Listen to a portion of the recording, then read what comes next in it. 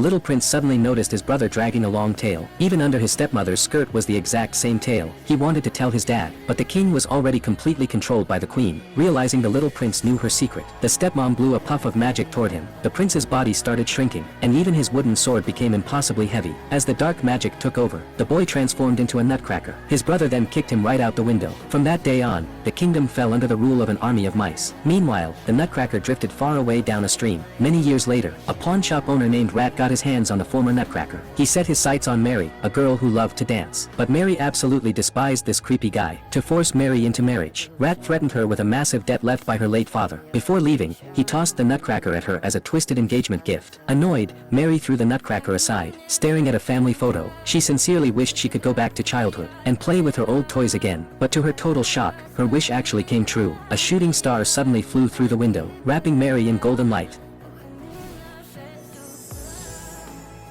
When she opened her eyes again, she had shrunk to miniature size. Panicking, she ran to the door screaming for her mom. But her mom just thought it was mice squeaking, and planned to get a cat to catch them. Although being tiny meant she didn't have to marry Rat, new dangers emerged everywhere. Everyday objects in the room could literally kill her at any moment. She barely dodged a stabbing thumbtack, only to face a falling makeup box next. Floating powder instantly swallowed her whole. Through the fog, she spotted a giant rat looking absolutely terrifying. Petrified, Mary collapsed and scrambled backward. As the rat closed in, she grabbed a nearby thumbtack to fight back, but the rat snatched the tack away in one bite. At the last second, the prince charged in with his sword to rescue her. Fearless against the giant rodent, he stood his ground. Yet the rat had a massive size advantage, launching the prince into the air and knocking his sword away. Once the prince hit the floor, the rat turned its attention back to Mary, but just as it opened its jaws, it missed its mark. The prince had desperately yanked its tail. Furious, the rat swatted the prince away, pinned him down with its claws, and opened its jaws to devour him. Right then, a sheep suddenly charged in, ramming the rat away. Just as the rat got up to attack the sheep, it got blasted by a surprise fireball. Santa Claus was shooting magical projectiles. Terrified by the flames, the rat scurried straight into its hole. Mary looked at the living toys in pure confusion. Santa explained that it was Christmas Eve, and her heartfelt wish had brought these toys to life. Seeing her childhood toys alive made Mary incredibly happy, but sadness quickly followed. She definitely didn't want to be a miniature person forever. Santa told her not to worry, because the magic wasn't permanent. Once the Christmas sun rose, the spell would break and everything would return to normal. Relieved, Mary thanked the prince, but the prince claimed he hadn't saved anyone. He hated rats but had no idea why, having lost all his past memories. Yet that deep-seated hatred was burned into his soul. Spotting a rat hole, he unknowingly crawled right inside. Santa panicked, since everyone in the house had to stay put to break the curse. Determined to bring the prince back,